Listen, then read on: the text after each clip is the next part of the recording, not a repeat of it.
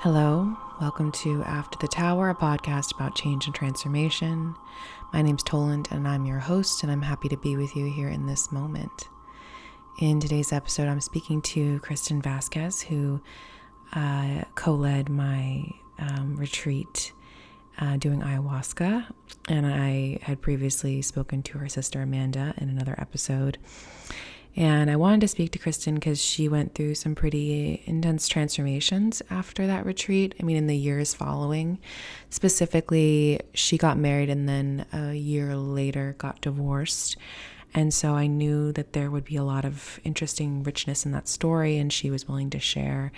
And so I'm excited for you all to hear the conversation. And I think for me, I am noticing that I'm very fascinated by relationships and what makes them work and what makes them break. You know, I have very little experience with them, especially I have never been in like a really long-term relationship.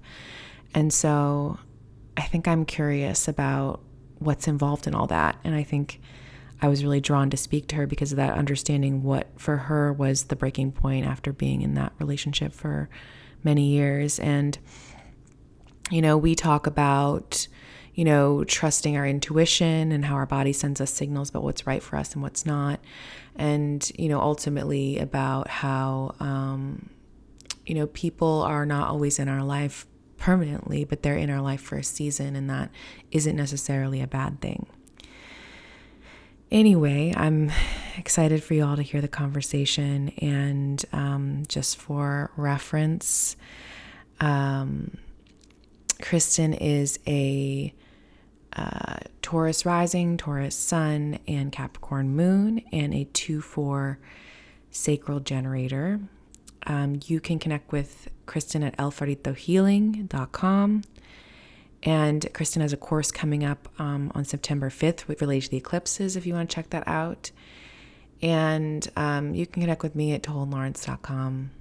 And yeah, look forward to you checking out the episode. All right. Hi, Krysten. Welcome to After the Tower. I'm happy to have you on today, and I'm excited for our conversation and to talk about what we're going to talk about. I guess, first of all, how are you doing? How am I meeting you today? How are you feeling? Hey Toland, it's so good to be here. Thanks for having me on the show slash podcast. Always an honor to be able to share my story and my experience with other people. And I am arriving well, ready for the upcoming eclipse season that we've already energetically entered, Yeah. but can't complain. Yeah. We're about to go through the karmic washing machine again. I'm excited for it. But yeah, so the way I start out the podcast, it kind of organically started to be my first question. Obviously the it's called After the Tower, that it's inspired by the Tower card in the tarot. So I would just love for you to speak to what relationship you have to that card, what it brings up, if anything. Yeah, I'd be curious what that conjures for you. Yeah, the tower card, the good old tower. Actually, the whole year leading up to me making the decision to separate from my long-term partner, I kept getting that card. And I was always like not sure if it was related to my job because I was also like working a job that I was like, how much longer am I gonna be here? But for me, the tower has always represented death. And I'm not scared of death. I think as somebody who works in healthcare, I've just become very desensitized and like aware that it's part of the circle of life. So I always have interpreted it as more of like a metaphorical death. So like some part of me is going to die or some aspect of my life is going to die and create room for new growth and rebirth and all of that sort of catalyst to appear.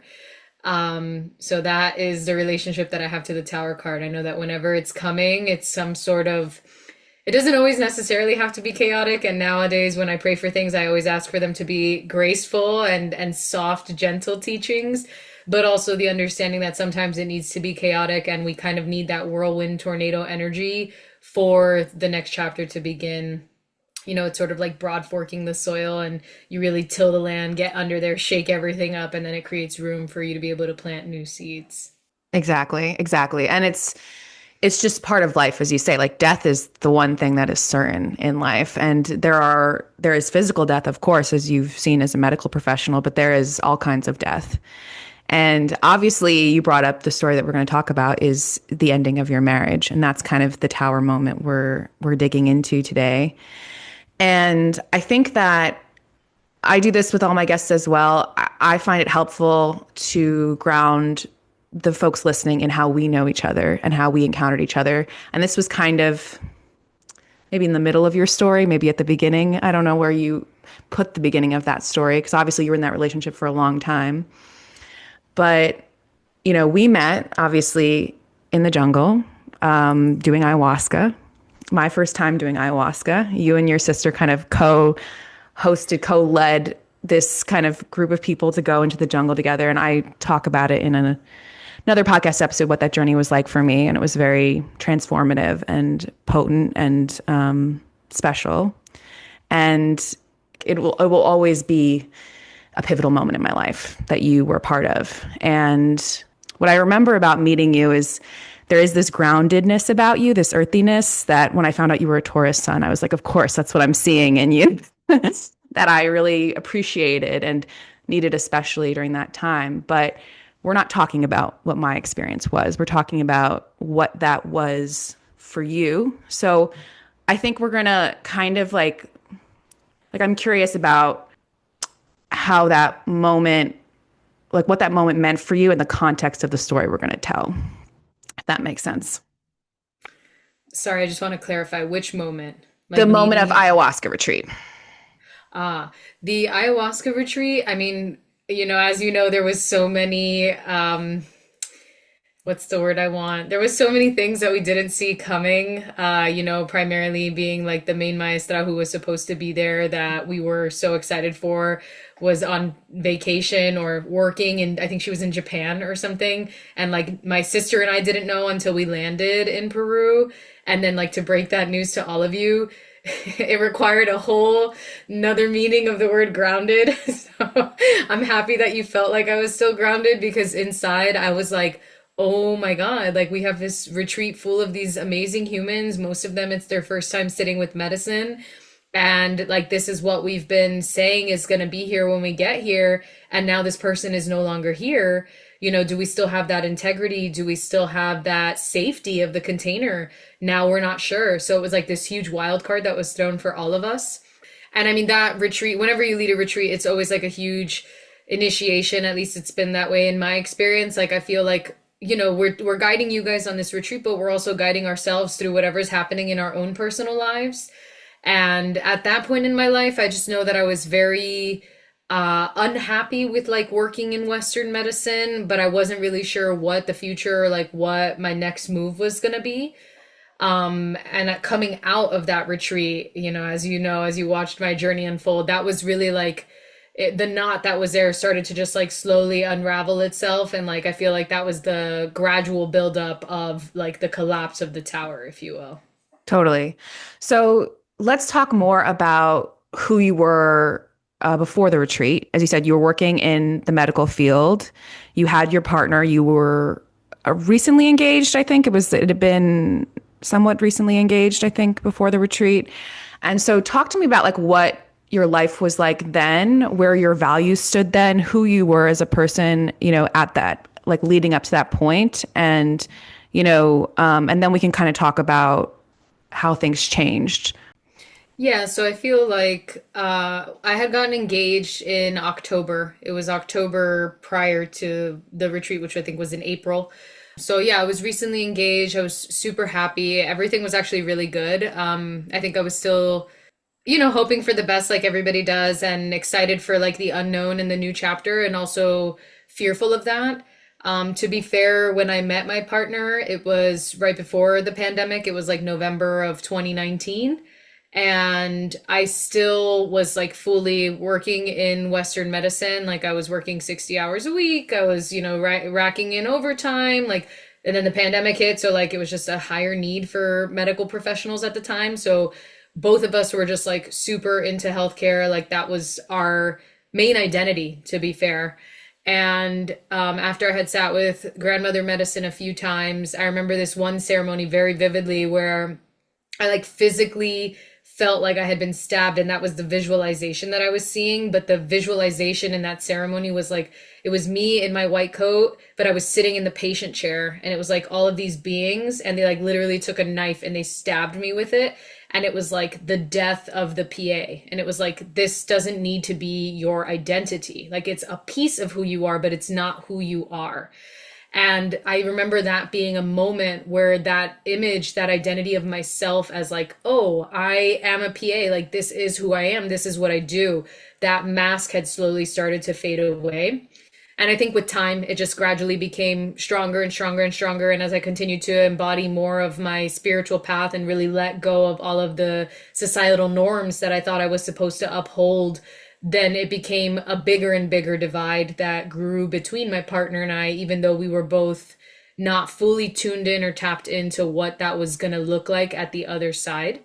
So when I went into the retreat, you know, he was super supportive and always just wanted me to be the best version of myself and continue to grow and step into whatever the next phase of my life looked like. And so I really just went in with an open mind, not really sure of how everything was going to look on the other side. You know, I feel like anytime you do one of these pilgrimages, you just kind of have this idea, but I've learned to just walk in with no expectations, because you really can't predict what's going to come up, how it's going to unfold, you know, what key parts of your life are going to shift. You just have to go in with the understanding and the awareness of anything can happen, and you just have to surrender. You know, it's like you're on a roller coaster. You're already buckled in, and you just got to trust and wait till the roller coaster reaches the station, and there's nothing else you can do.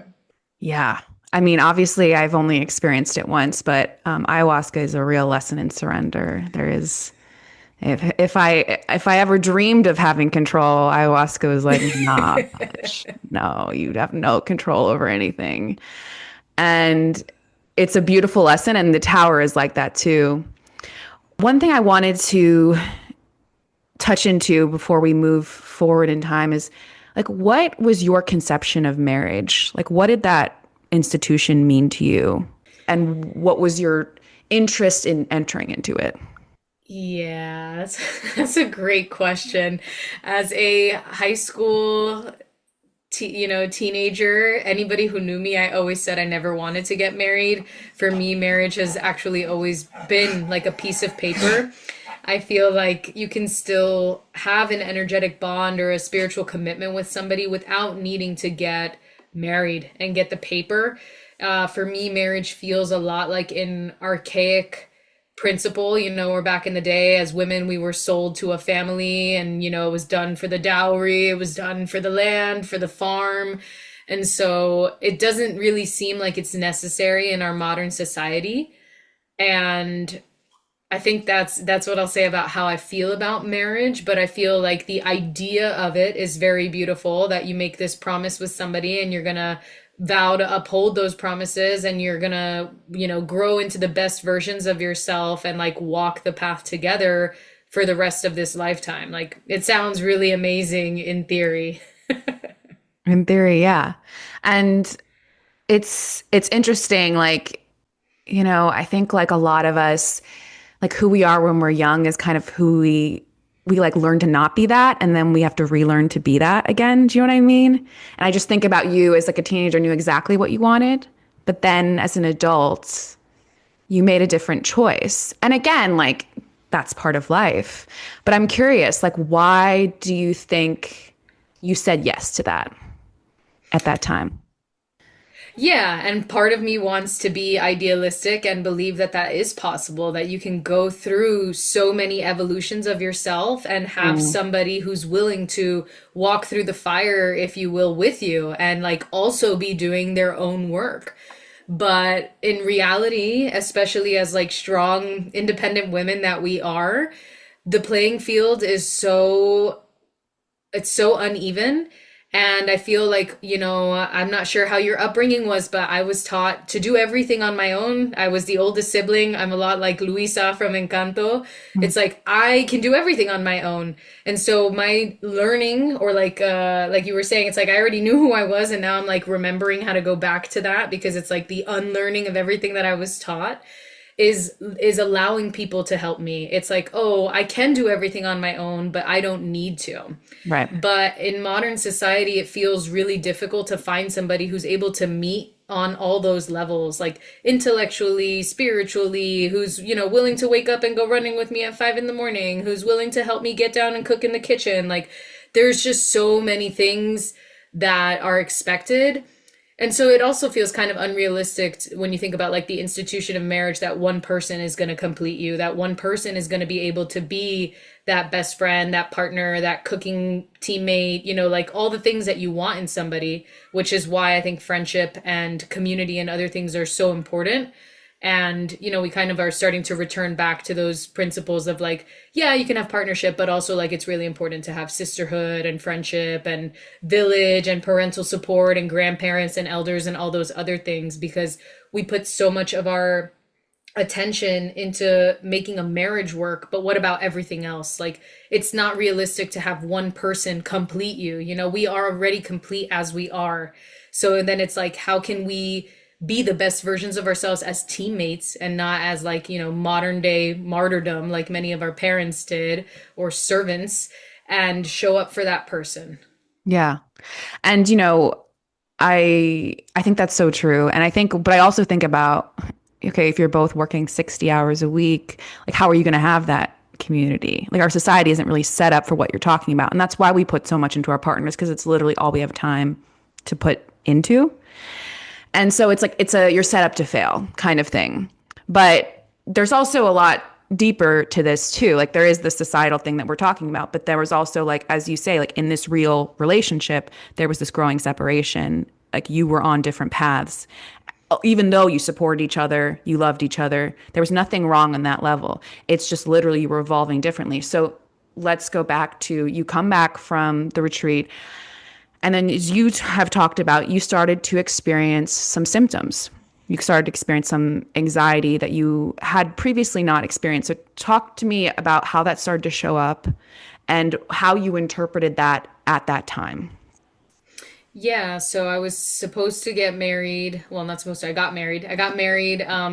We came out of the jungle in April, and then I got married September 30th. And it was May, so this was like a month after coming out of the jungle. And I had some friends who were visiting me in the city, and they were talking about like planning me a bachelorette. And I'm very anti all those things. Like I respect and love and support the people that have them, but me personally, I've never really cared much for them. I don't really, I don't like to be the center of attention. I like to chill and be a wallflower sort of thing.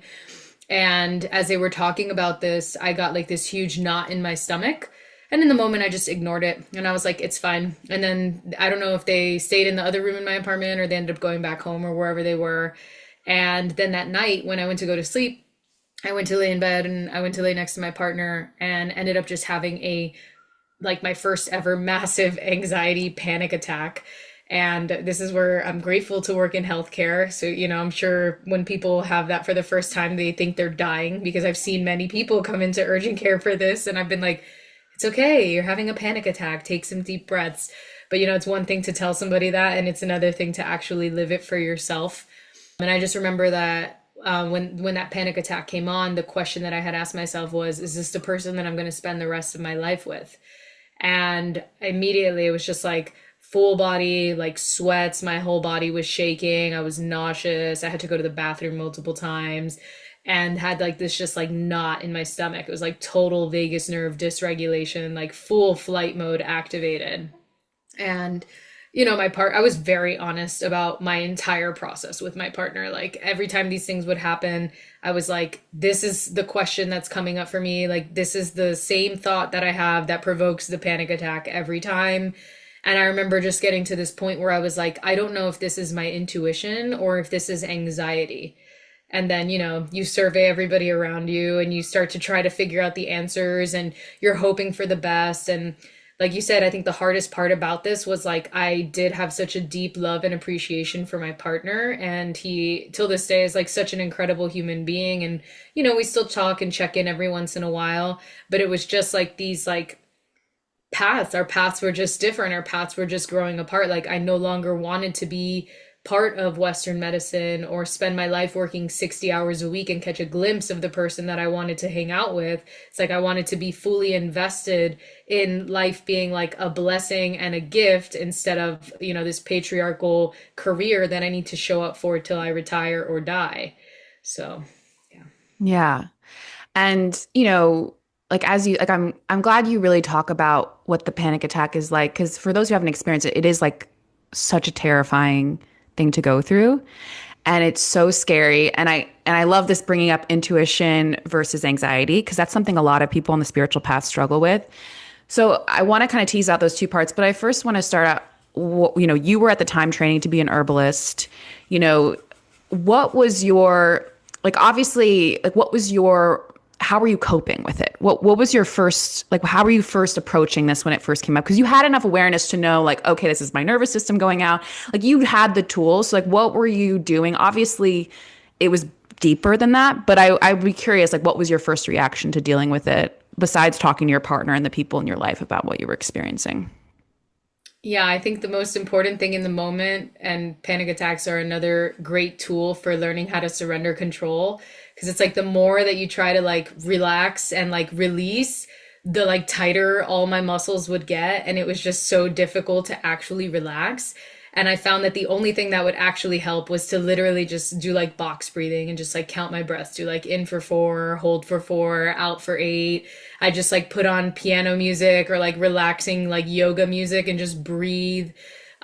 Child's pose was really great for like activating the parasympathetic and just allowing me to like get into that state of calmness.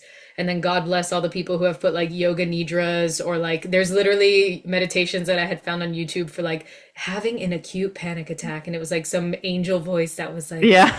you're okay, it's not going to be here forever, just breathe, this is a normal part of life. And I was like, yes, normalize the process for me. But you know, as somebody who works in Western medicine, I believe it has a time and a place. But I'm also very holistic based. And so for me, I knew that if I went to any medical professional, all they were going to do was offer me anti-anxiety medications, offer me antidepressants. And there's nothing wrong with that. Again, people need these to get through moments in their life. But I felt like for me, I wanted to understand where this was coming from, because like I said, it's not something that I had, you know, my whole life since I was a kid. Like, it's like, this is something new that's presenting. My body is screaming at me. All the red flags are going off for something now. What is that? Like, what is my body trying to tell me? And I feel like if I would have just gotten on Xanax, or if I would have just gotten on like, you know, Zoloft or sertraline, anything like this, it would have just numbed out the warning signals that my body was trying to give me. And so I really started to pull all those tools out of my toolkit and really start meditating, going to yoga, finding stillness, and seeing in those moments of stillness what was coming up. You know, what was it that was really trying to move there? And, you know, obviously I'm saying this now and it sounds really calm, but like it was ugly. It was a lot of crying. It was a lot of grief. It was a lot of, I don't understand what is happening right now. It was a lot of, I wish people spoke about this more. I don't really know who I can even go to about this, because, you know, Instagram and social media is like the realm where everybody pretends everything's fine, but like inside people are like fucking dying and they're like, yeah, here I am in the Bahamas. And you're like, okay, great. So I remember feeling very alone, and my ex is, you know, typical Sag, like everything's going to be fine. Life is beautiful. Like, Jupiter rolled. yes, never. I don't think I ever saw, I think I saw that man sad one time. And for me, that was fascinating because mental health has always been much more challenging for me to navigate. And so I felt like he couldn't really understand me. You know, he was supportive and this, that, and the other, but it was really like, this is a me versus me problem. And that's where cue the herbs, God bless them. And everything happens for a reason. It was no coincidence that I was already in herbalism and being able to learn how to apply all of those herbs into my life. Again, it's easy to recommend them to other people, but when it's time for you to actually use them on yourself, and one of my herb teachers used to say, like, our bodies are our laboratory, like we are our own greatest experiment. And this like year and a half period, that's what it was for me. It was like so incredible to see how quick like passion flower would like help me to relax my muscles and like quiet my mind. Skull cap, like all the chatter of the mind would just like come right down and allow me to like drop back into the body. there was so many herbs that I was using really. And then like, because every time that I would have one of these panic attacks, which was like monthly when they first started, it's like my whole system would be like recalibrating slash wrecked for like the next few days. So then it was a lot of just like nervous system baseline support. So I was using a lot of milky oats, a lot of chamomile, a lot of tulsi to just like help to reestablish that connection to my body and let me know like it's safe to be in my body. Because like at one point it was so bad, it was like every time I was going to go to sleep I would be afraid to go to sleep because I was afraid that I was going to have a panic attack. So it was just like this vicious spiral that I was like, how do I break this cycle? Yeah. No, I mean, that's no joke. And like, yeah, it was like a real initiation for you in understanding certain things. But I do want to talk about like, obviously your body is screaming to you and like you're having like often seems like it was the thought of is this the right person to marry was like kind of a trigger for those thoughts. So looking back now, me hearing your story in today's time, it's obvious what your body was telling you, but it wasn't obvious at the time. And I'm curious if you could talk about some of the external influences, whether that be people in your life or programming that you had that kept you from seeing what your body was telling you in terms of this being not right. Like what was surrounding you that made you be like, no, it's just nerves. It's just cold feet. I just don't, like this is normal, like, or whatever. Like what was those influences in your life at that time? Yeah, I mean, first and foremost, it was my partner because, my dad had told me one time, like, Krysten, I'm going to be real honest with you. Like, if I would have been that guy and like that would have happened to me and I'm seeing that the person that I'm going to marry is having panic attacks about whether or not she should marry me, I would have never married you. And so like hearing him say that was like really shocking. And I was like, yeah, he's right. And like when all was said and done and we were finally having the conversation about getting divorced, I remember him acknowledging like, I think there was a big denial component because he was just so afraid to lose me because he loved me so much. Mm-hmm. And like, I don't think he ever fathomed that we would actually end up not being together. So I think that was probably like the biggest like factor for, oh, it's just temporary. Like just work through this. This is fine. And then like reading online, you're reading online late at night, all those articles, that'll definitely be the gaslight of the century because you read all these women who have cold feet and it's normal. And then, when you really sit and look on it, and I think about like all the adultier adults that I know that are in relationships, like so many people are miserable or like unhappily married, but like they think that that's normal. Like, oh, after 20, 30 years with somebody, like this is what it's going to be like. And I refuse to believe that. Like, I don't think it has to be that way. And so like, that's why for me, more than anything, I think it was my ego that was like, I have to like push through. I have to get married. Like I already committed to this person. Like, it's just temporary. This is cold feet. It's going to be fine. And my sister, she had told me, Krysten, don't do it. Don't get married. It's not the person for you. And I ignored her, and I should have known better because I think if there's anybody who knows me, it's her. Like she can read right through all the stuff. She can feel what I'm feeling. And so there were people who were helping to support me making the right decision, although there really is no right or wrong decision. If you look at it that way. Like the way I see it is everything had to happen the way that it had to happen for me to be here now having this conversation with you. Of course. It's just, I think it's just a perfect like micro example of what we all go through in this life is that we have what's true to us on the inside, but we live in a culture and a context that tells us to be something other than what we are. And we live in this struggle of that. And so it's just relatable that, you had like people in your life who are like, no, this is normal, or people online saying, no, this is normal. And, there is like a value of marriage in our society, whether like you personally value that consciously or not. There is like in our world, like being married is a valuable thing to do. It's a respectable thing to do. It is a worthy thing to do. And like that seeps in, of course, on some level. But anyway, so obviously you do get married in September, you do get married and you enter into this new phase.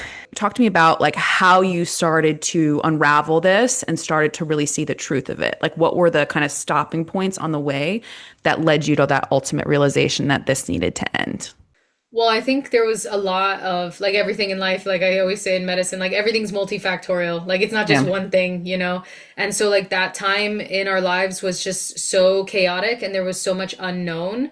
So it was like in October, so we got married in September, and then basically like my whole future was going to depend on where he matched for his first fellowship and then where he matched for his second fellowship because doctoring never ends. And so I was just like very nervous about where we were going to end up. And all the times that he was applying for things, I always told him, like, pretend that I'm not in the picture. Where would you want to rank as your top choice? Like, I want this to be about you, not about me. And I'm super grateful. And again, I think those were the parts of me that knew this wasn't going to work out long term, but I was too afraid to admit that. And so fast forward, we get married. Everything had kind of like chilled out for a bit. And then in May, it was time for us to finally close like our New York City chapter. And I was like, bye, New York. I'm never seeing you again. And then he had matched in Atlanta for a 1 year fellowship. And I was just, going through so much mentally. And I was like, I really just want to be close to my family. I just want to like chill with my family and be in a place that feels familiar. No matter how chaotic our upbringings are, there's something familiar about the family dynamics and just getting to be taken care of and have abuela cook me food and like watch Enamorándonos with her. Who knows how long she's going to be alive. Let me enjoy this time with her. My parents lived 5 minutes away. My sister lived 2 houses down. I hadn't been able to hang out with my sister in years because of the pandemic and her own growth story. So it was a great time to move to Florida. So I moved to Florida like a month before. He moved to Atlanta. I helped him move. We got him all settled in. He started his fellowship. And I think it was when we were living apart that I really started to realize, because it was like any time that I was going to go visit him or he was going to come visit me, it was like the immediate onset of like a slew of panic attacks. And then Mm. what started to happen is the longer it had been since we hadn't seen each other, then when it was time for us to see each other, the worse that they would get. And again, it was like this, like I vividly remember, I think this was in September. He had flown in to come see me, and I was going to pick him up from the airport, and I just heard this like voice in my head that was like, I have to break up with him. And I was like ugly crying driving to the airport, and I was like, oh my God, no, I don't know if I could do this. No. And so I just like show up to the airport to pick him up, like hot mess express. And he, of course, the most supportive Sag husband ever, is like, oh my God, don't worry, it's fine. Again, probably fully in denial. And that weekend was like so, like, I don't think I slept at all that weekend. I ended up taking like a few naps during the daytime because it was just so intense. Like, anytime that I was in his presence, like, I would feel so anxious. It was to the point that I was like, I can't tell if this is my energy or his energy, or is it Mhm. he's making me feel this way because my body feels unsafe. Like, I don't even know. And so it became so clouded. And, then like, my mom, oh, it's your hormones. I don't know, Kristi. I don't know what to tell you. My grandma, oh, that's normal. And then, she's seeing like the wreckage of me after. And she's like, okay, Kristi, that's not normal. You're supposed to be really happy to see the person you love. Like, what the hell? I was just like, I am just gonna rent a car. I'm just gonna fucking pack up all my shit, go upstate because I was finishing my final year of herb school. And I'm just gonna rent a place, a cabin in the middle of the woods, and be in nature. And that's what I did. And it was like in that silence and in like being just by myself. It was just me and my dog, and just like spending time outside, going hiking, going outside on the rail trail, getting some sunshine, seeing the snow, like really just being in the silence of nature, that I was able to like fully sit with everything. And I was like, I'm only lying to myself if I try to tell myself that this is going to work.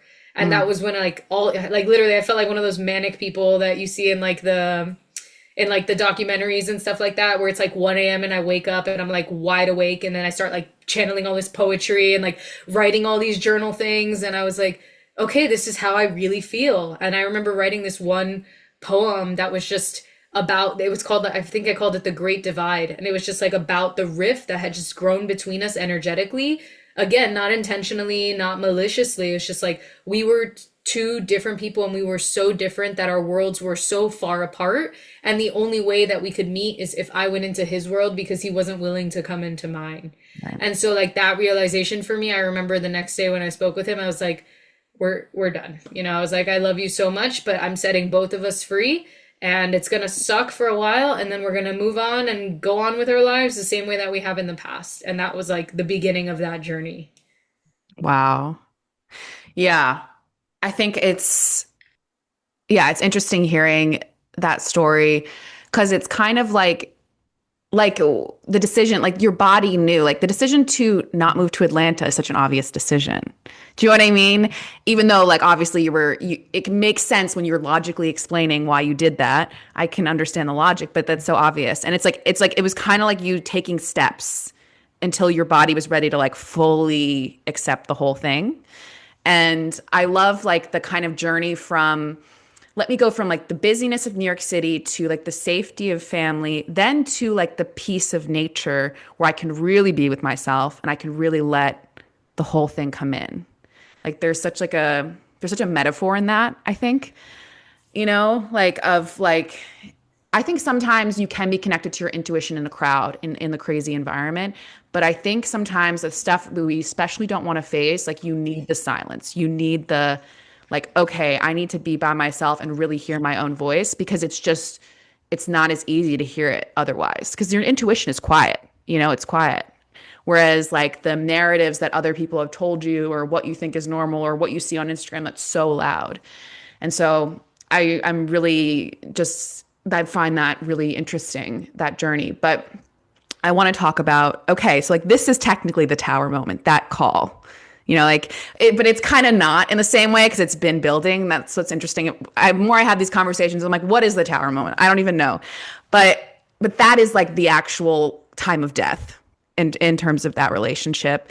And so talk to me about the aftermath of that, what that did, how he reacted, how like what that brought into your life. It sounds like it opened up some creativity. And I did want to talk to you because I knew you released a book of poems. So I do want to talk about that eventually. But just initially, what did that moment, that death, release into your life? Yeah, I think honestly the tower moment is when you're like standing on the edge of the cliff and you finally decide like you're gonna jump, whether you're blindfolded or not, and you have no idea like, can I see the bottom? Is it rocks? Is it water? I have no idea. How deep is it? It's when you finally decide you're gonna jump.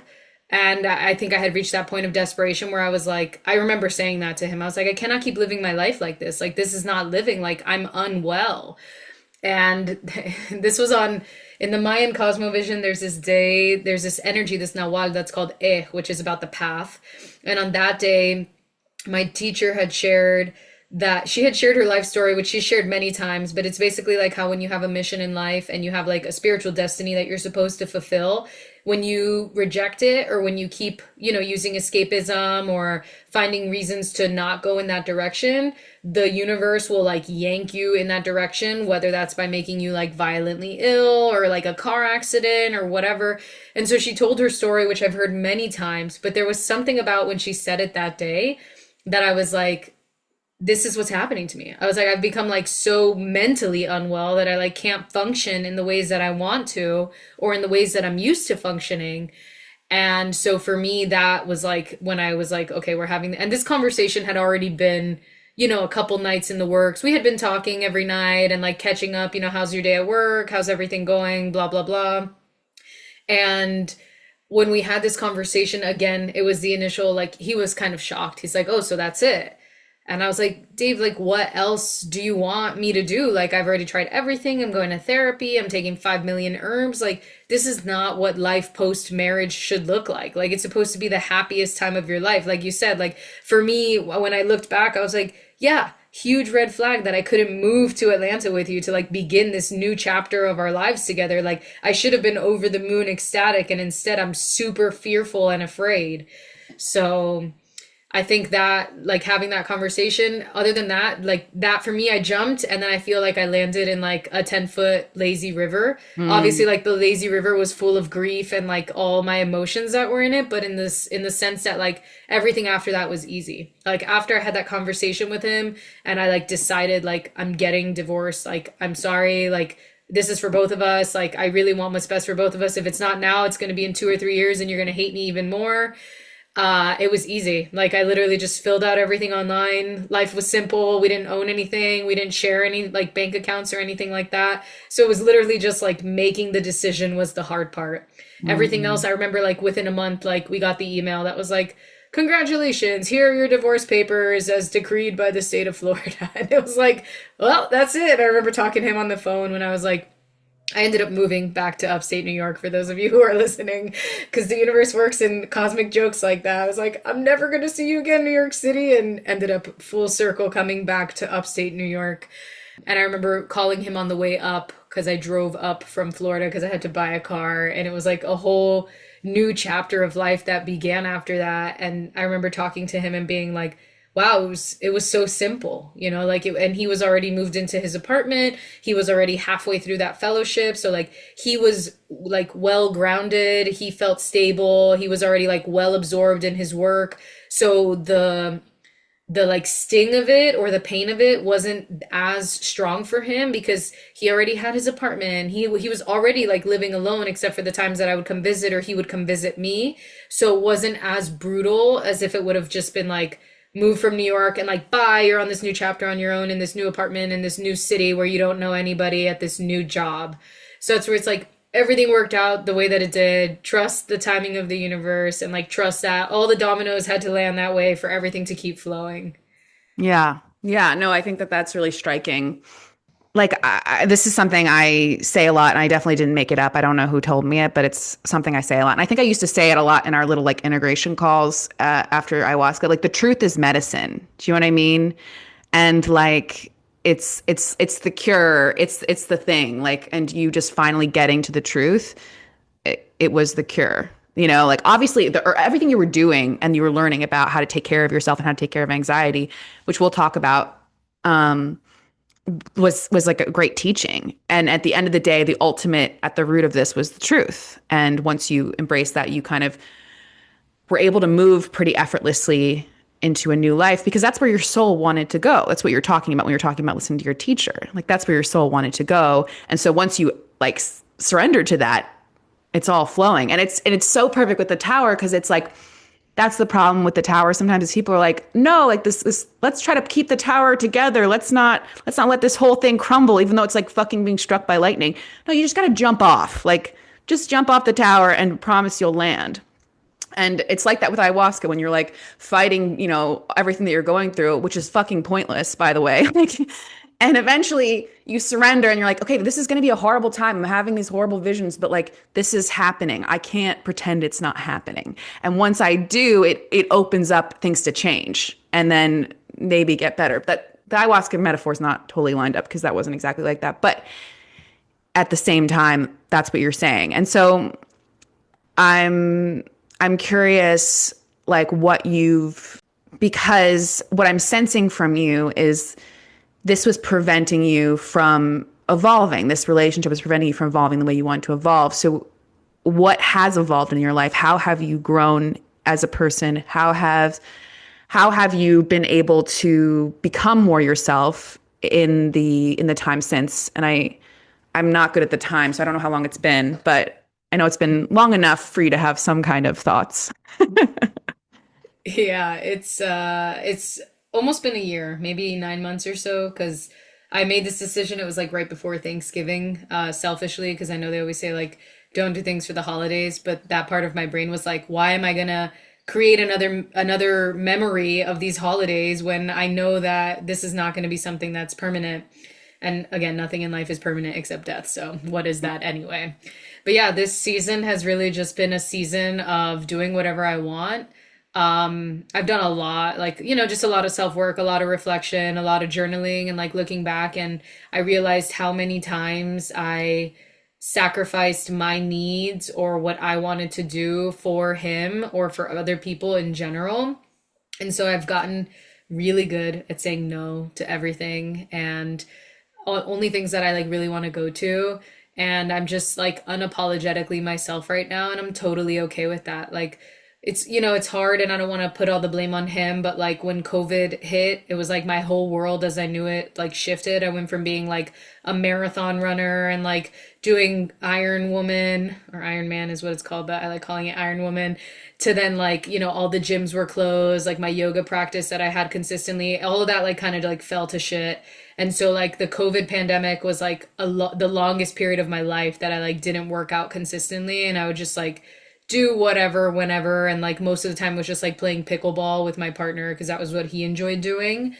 But this has been like a time where I really get to sit and be like, what do I want to do today? And honestly, just learning how to love myself again and learning how to be okay being alone, because I feel like that's something that most people have a really hard time doing.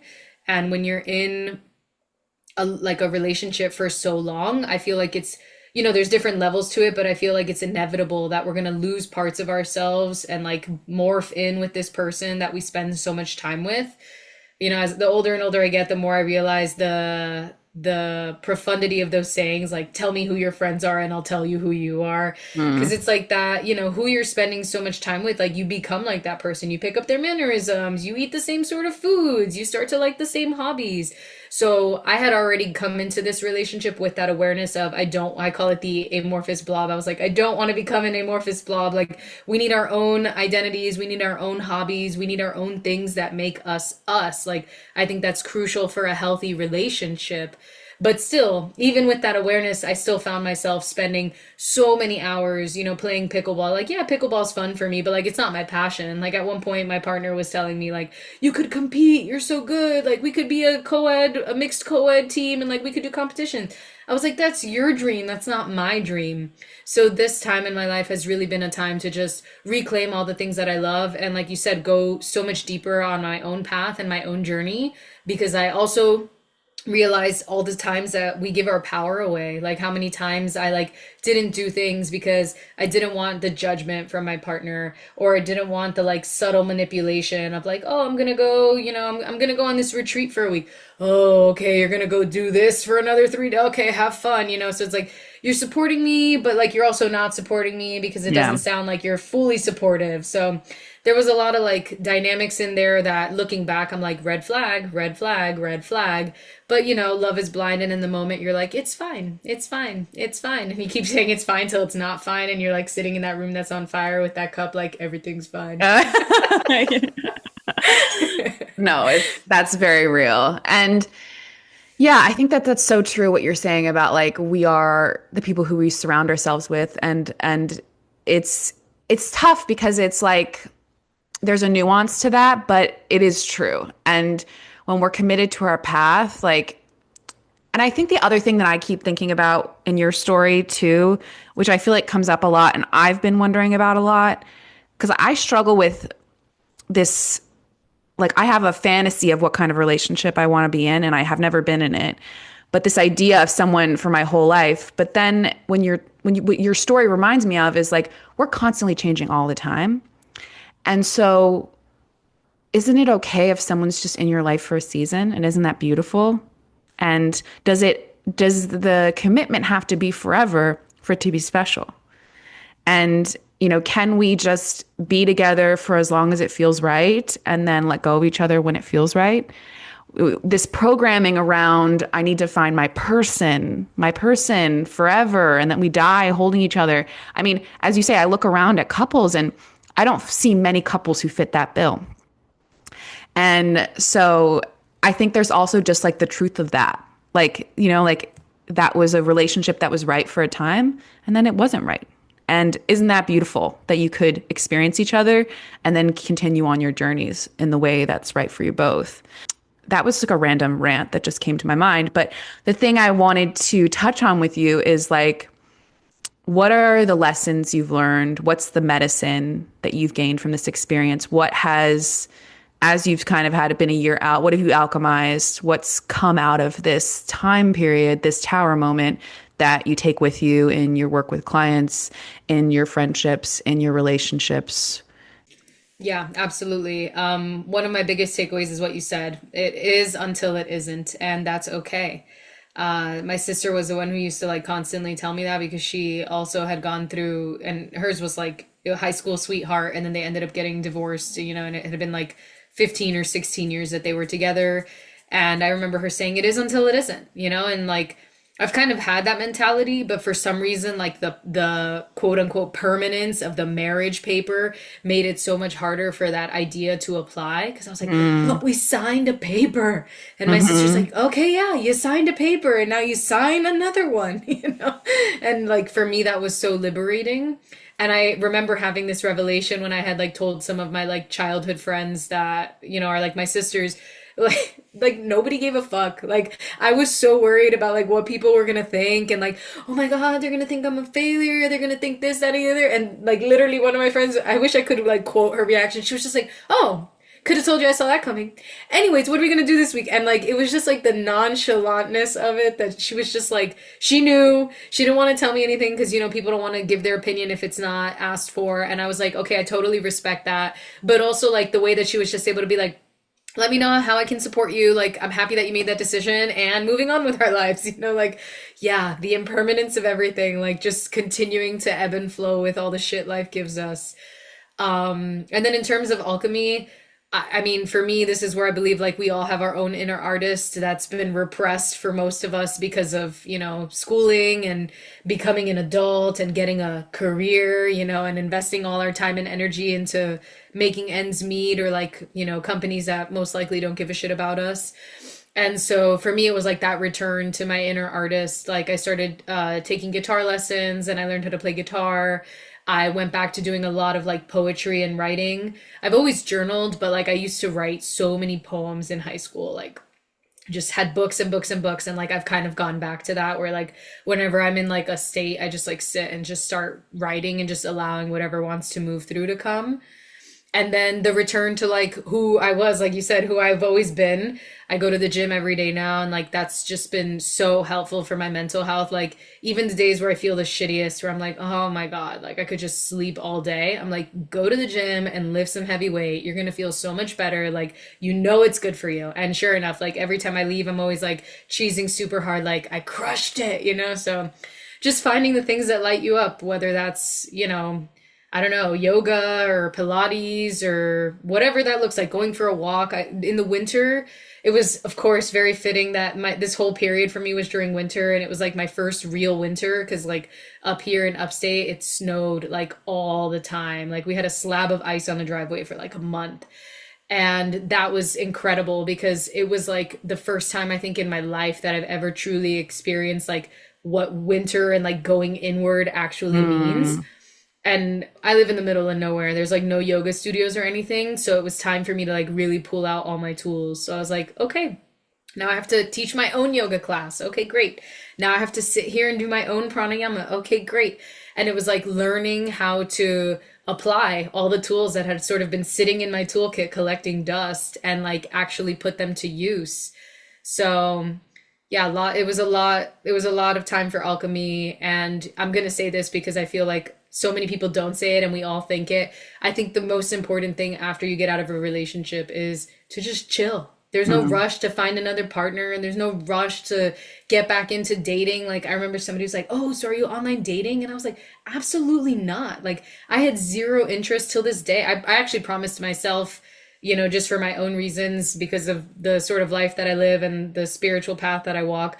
I was like, whatever partner I find, they're going to fall from the sky. They're going to come from a shared circle. They're going to come from a similar place, because the online world is a lot of sifting through, garbage cans, finding the diamond in the rough, And it's not to say that the people that are on dating apps are garbage cans. It's just to say that you have to sift through so many things that are not in alignment with who you are. And you're sifting through so many layers of masks that people are wearing. And quite frankly, I just didn't want to put my time and energy into doing that again. And I also don't think that there's a rush. I think, there's a saying in Spanish, le tienes que dar tiempo al tiempo. And like, I guess the best way to say that in English is give time. Like, time heals all. And that's the only thing that really, I think, gives you the space to alchemize and to step into who you want to be and let go of all your self-limiting beliefs and, all the shit that's holding us back. Because most of the time, let's be real, it's ourselves. We're like our own biggest obstacle. So when you're able to just sit with yourself and like be happy eating ice cream by yourself and like go to a restaurant and eat by yourself and not worry about what the table next to you thinks or like worry about when you're going to meet the right person, it's like just live your life and trust that in divine time, all those things will make sense. Yeah. Yeah. I think trust is such a huge thing, and trusting in yourself and trusting in life and the path is something that I think we all could benefit from. And so I really appreciate that.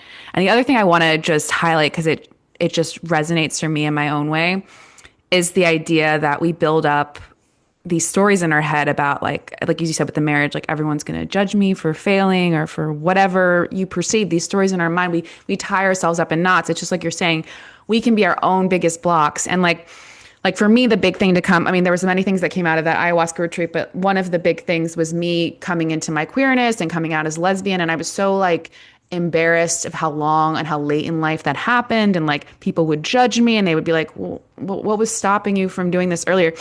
And like, that everyone would have some big opinion. Like no one cared. No one cared. Like I came out to people and they're like, I guess, okay, cool. Like, and like, I remember one of the first people I told was my brother, who is like just a really non-judgmental person, like pretty secure in himself. So it's kind of why I told him, but I wasn't even planning to, but I was moving to Nashville, which was like, again, well, I've told that story, so I'm not going to get into it, but I was moving from Brooklyn to Nashville, and I'm sitting in this Thai restaurant with my brother, and like he says something about dating, and then I'm just like, yeah, so I don't know if you know, but I'm gay or whatever. And he's like, you couldn't be gay in Brooklyn for the past 5 years. And then he was just like, it was just like such like an offhand, like chill comment. And I just made me realize like, this is not that serious. And I think that's like what everything in my life was like. And just realizing like, we live in our minds for other people, and they don't actually, like, it's not that deep for them about what you're doing. They're actually cool with whatever you do if you're honest about it and you're not like causing them harm in any way. And so it's just such a reminder that like your whole story is about like trusting in yourself and your intuition. Like you might as well do that, because if you're living for other people and their opinions of your life who actually don't care, like it's an insane way to live. It's an insane way to live if you really think about it. And you might as well just do what you want, because it's going to make you happier. It's going to make you more able to be with the people in your life. Because when I spent time with people, when I was so concerned about what they thought about me, I wasn't a good friend. I wasn't a good person. I was spending so much time worrying about them and their perception of me rather than just being with that person and being with who they are. And so anyway, that being said, yeah, I think there's a lot to that. And I think that, yeah, I mean, obviously there's a lot that you shared, and I'm curious, like, there's a question I ask at the end, and it's always like, if you're encountering someone in a similar situation, or like if you go back to your younger self, knowing what you know now, like what would you say to her? That's a tough question, because I like looking at how everything panned out. I know that the timing of everything, like there was so you much wouldn't that want to interrupt that. Yeah. Yeah. Like I'm like, I don't know if I would do anything differently, because like this allowed me to have so much more compassion and empathy for patients when I see them, because let's be real, 90% of what I see in modern day healthcare is anxiety, depression, trauma, presenting in a physical way. It's like either psychosomatic or like now they're physically ill.